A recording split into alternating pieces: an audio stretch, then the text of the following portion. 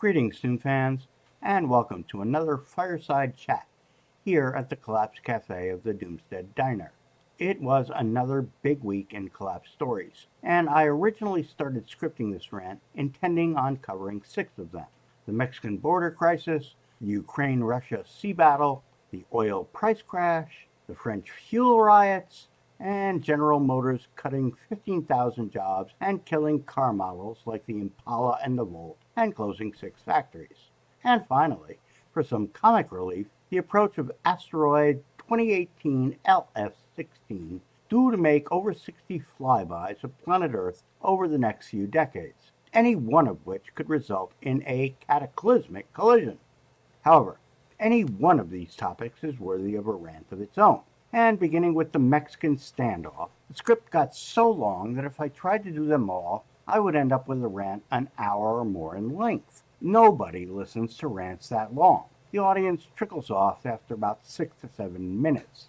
Attention spans for audio are not very long. Well, attention spans for text are not that long anymore either. 240 words in a tweet is about what the average millennial will read.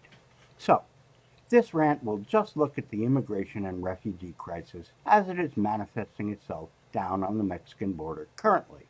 I may get to the escalating Ukraine-Russia war next week, assuming we haven't been incinerated in a nuclear fireworks contest by then. So, the topic for the day is the refugee crisis at the Mexican border, which has risen to a whole new level now with caravans of migrants from Honduras and Nicaragua numbering in the thousands, trying to pass through Mexico to get to the land of milk and honey with streets paved of gold of the fascist states of America. Or so these migrants believe, not being aware that this country is also circling the toilet. However, despite the fact that they are unlikely to have much economic opportunity here, at least for the moment, they would be somewhat safer than they are in their own countries. Even being stuck in a refugee camp for years is a better life and safer than trying to survive in their own countries, becoming quickly overrun with competing gangs. Unfortunately for them, of course, is the fact the immigration policy of the fascist states of America is now being dictated by the wannabe Führer Adolf Trumpetsky, who campaigned for POTUS with the preposterous plan of building a wall the length of the Mexican border. Anti-immigration sentiment is rising in all the industrialized countries as the working class struggles to keep their own jobs and don't want to have hordes of new immigrants willing to work for peanuts competing with them for the few remaining ones. So this was a very successful populist message. Unable after winning the election to secure funding for his white elephant wall, their wannabe Führer has resorted to sending in the Marines, deploying thousands of military personnel to supplement the border guards and customs and immigration apparatchiks. So, when a few hundred of these frustrated refugees tried to storm the Bastille, the response of the trained guard dogs was to fire tear gas at them across the border. Now, since when can you lob weapons across the border of another country without it being an act of war? Besides that, tear gas is banned on the battlefield as a chemical weapon. It's okay to use against civilians, though, including women and children. What Trumpty Dumpty would like to do is turn Mexico into a holding camp for these refugees and make them Mexico's problem to deal with. Issue there being Mexicans don't want these folks in their country either, nor can they afford to build new decent housing for them, and they would be in even more squalid concentration camps than the ones we are already running here in the FS of A, where we already have thousands of juveniles penned up. The new Mexican government won't last long if they keep getting stuck with thousands and eventually millions of homo saps trying to escape failing economies, population overshoot, and climate change in their home countries. The Mexican gas tank is running on empty itself, as they are running out of oil to sell and getting less money for it too as the global economy spins down. Trying to turn Mexico into a holding camp is a mirror of what the EU did over in Euro Trashland to partially resolve the massive influx of refugees they were getting from North Africa and the Middle East.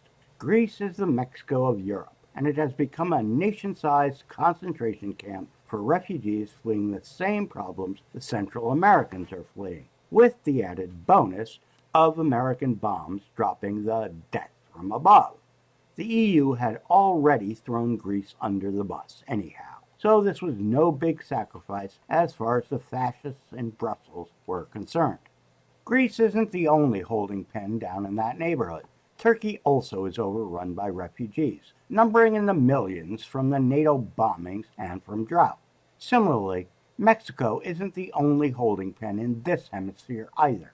Refugees from the violence and hyperinflation in Venezuela are overrunning neighboring Colombia. Most of these refugees would of course prefer to be heading for the FS but unlike getting from MENA to Europe, you can't do it by foot or by short boat rides. The road system doesn't connect between South America and North America. You got some serious bush to whack your way through to get up to Panama. So, for the moment, Colombia has become the de facto concentration camp for Venezuelans. And as you might expect, the Colombians are none too happy about that. They are not doing so great either. So, the question remains, what is to be done about an ever-growing problem of migrants trying to get from one place to another to make a better life for themselves? Back in the day when the French gave the Statue of Liberty to the FS this question was easy to answer. There was a big continent emptied of native population in the previous century of manifest destiny, and in need of a population ready to work and further build out the industrial civilization which began with the steam engine and the railroad. Today, there are no vast empty spaces anymore, at least no ones which are amenable to supporting large populations of Homo saps. There's just nowhere to go anymore, although some places are much worse than others to be stuck in. Bad as things are getting here in the FSA, it's still nowhere near as bad as it is in Venezuela or even Brazil, now with a newly elected outright fascist puppet of the FSA. So, the people in these countries seek to migrate from a really bad situation to a less worse one. But the general population of the FSA doesn't want them dropping in. So the current solution is to tear gas them at the border. But this only works for so long as the numbers remain in the few thousands at a time. When they get bigger than that, this solution won't work, and neither would a wall. The pressure of population movement is simply too great. For the most part, as collapse progresses, you are married to the fate of your neighborhood. Migration is going to get ever more difficult as time goes by. More and more countries will turn into war zones, and free food won't be being passed out along the way by humanitarian organizations or individuals.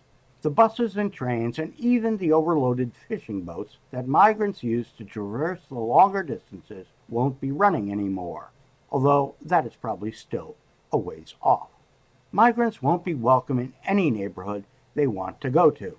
As the sign said in the Great Depression, jobless men, keep going. We can't take care of our own.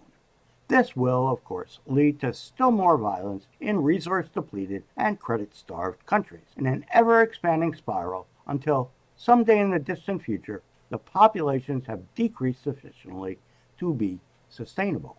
How far away that time is, or what the actual final population numbers of Homo sapiens for any given area actually are, remain open questions. And that's all the doom.